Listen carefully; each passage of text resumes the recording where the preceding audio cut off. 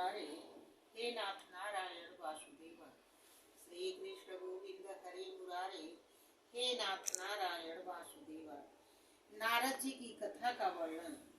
सूत जी कहते हैं, हे मुनीश्वर, काल तो ऐसा प्रबल है जो व्यक्ति को सभी कुछ भुलवा देता है, लेकिन आपके ऊपर उसकी महती कृपा है, जिसके कारण आपको अब तक अपने पूर्व जन्म का स्मरण बना हुआ है।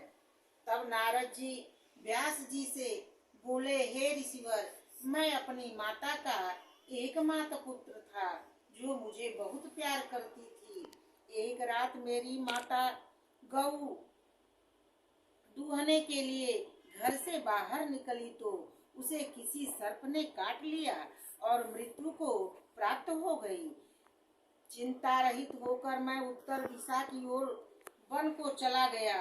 वहाँ पर एक पीपल के पेड़ के नीचे बैठकर मैंने अपनी बुद्धि को भगवत ध्यान में लगा दिया।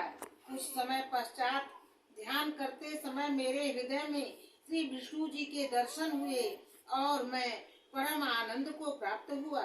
बहुत दिनों तक मैंने श्री कृष्ण जी में अपना मन बुद्धि लगाकर निर्मल हृदय से उनकी प्रतीक्षा की। तदुपरांत मैं मृत्यु को प्राप्त हुआ। तब पृथ्वी पर जल, तेज, वायु और आकाश वाला मेरा वह पंचभूत शरीर नष्ट हो गया। मैं विष्णु जी की कृपा से विष्णु लोक को प्राप्त हुआ। कुछ समय पश्चात फिर भगवान की कृपा से मैं प्राणों से मरीचि आदि ऋषियों सहित उत्पन्न हुआ। उसमें श्री विष्णु जी की दया से मैं ब्रह्मचर्य व्रतधारी होकर तीनों लोकों में भ्रमण करने का अधिकारी हुआ।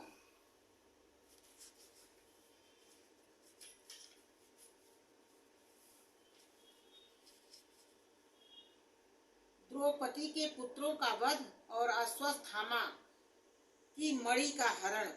महाभारत के युद्ध में कौरव और पांडव जब आपस में लड़ते हुए वीर गति को प्राप्त हुए, तब महाबली भीम ने अपनी गदा से धृतराष्ट्र के पुत्र दुर्योधन की उसी जांघ को तोड़ दिया जिस पर हाथ ठोककर उसने द्रौपदी को बैठने के लिए कहा था।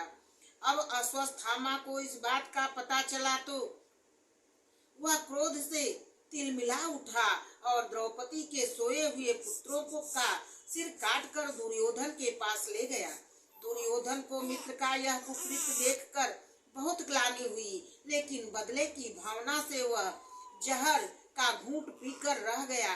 जब अश्वत्थामा ने देखा कि अर्जुन मुझे मारने आ रहा है, तो उसने अर्जुन पर ब्रह्मास्त्र चला दिया। अर्जुन ने आचमन करके पहले श्री कृष्ण की प्रदक्षिणा की, फिर ब्रह्मास्त्र को नष्ट करने के लिए ब्रह्मास्त्र का ही प्रयोग किया। दोनों ब्रह्मास्त्र आपस में टकराने से चारों ओर भयंकर अग्नि की लपटें उठने लगी, जिससे घोर अंधकार छा गया।